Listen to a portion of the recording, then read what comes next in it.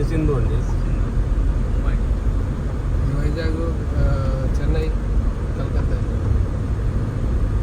Inter islands రెండు ఉన్నాయి కదా. ముందు కూడా ఉంది. వైజాగ్ నుంచి ఎన్ని రోజులు వస్తుంది? 1 వీక్ అట్లా వస్తుంది. లేదు 3 days, 2.5 days వైజాగ్ నుంచి.